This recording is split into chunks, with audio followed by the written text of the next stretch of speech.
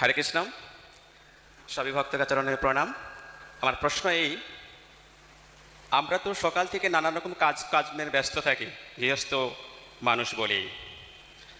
যখন আমরা জপের মধ্যে জপমালা নিয়ে ভগবানের সামনে যখন ওনাকে আনন্দ দেওয়ার জন্য এবং আত্মার শান্তি কামনার জন্য যখন জপ শুরু করি, তখন সাংসারিক যা কিছু সেটা তো আছে, এবং আরও চারিদিক থেকে নানা রকম টেনশন জুড়ে যায়, যে সব কিছু যেন সামনে চলে আসে।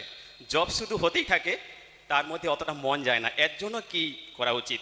একনিষ্ঠভাবে জবটা কেমনভাবে হওয়া যেতে, মনোনয়ভাবে? তো বলা হচ্ছে যে আমাদের জব আমাদের গুণের প্রভাব অনুসারে হয়ে থাকে। তো তিনটে গুণ আছে, শুনেছেন আপনারা? গীতাতে বলা যে তমগুণ, রজগুণ, সত্যগুণ। আর যে শুদ্ধ হয়ে যায় সে হচ্ছে শুদ্ধ সত্য।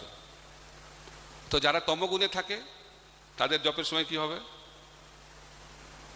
ভালো করে জানেন কি হবে? চোখটা বন্ধ হয়ে যাবে।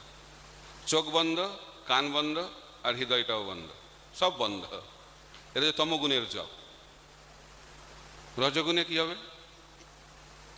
রজগুণে চোখ বন্ধ হবে না, খুব চিন্তা, সারা দিনের চিন্তা, সারা সপ্তাহের চিন্তা, সারা মাসের চিন্তা, সারা বছরের চিন্তা, সারা জীবনের চিন্তা, পরবর্তী জীবনের চিন্তা, সব চিন্তা এসে আমাদের হৃদয়ে মনে এসে যায়।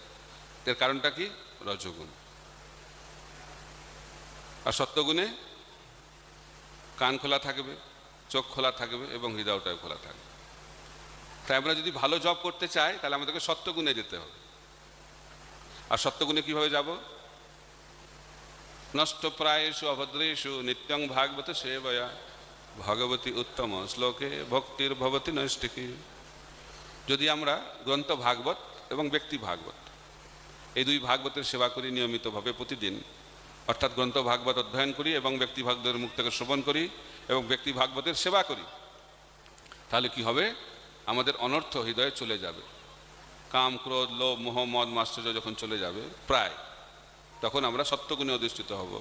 আর যখন সত্যগুণে অধিষ্ঠিত হব তখন আমরা একাগ্র চিত্তে, চোখ খোলা রেখে, নিবিষ্ট মনে ভগবানের নাম করতে পারবো। হরে কৃষ্ণ কৃষ্ণ কৃষ্ণ হরে হরে, হরে রাম রাম রাম হরে হরে। তাই গুণের পরিবর্তন করতে হবে। আর সাধু সঙ্গের মাধ্যম দিয়ে, সাধুর মুখ থেকে শ্রবণের মাধ্যম দিয়ে, সাধুর সেবা করার মাধ্যম দিয়ে আমাদের গুণের উন্নতি হয় বা পরিবর্তন হয়। হরে কৃষ্ণ।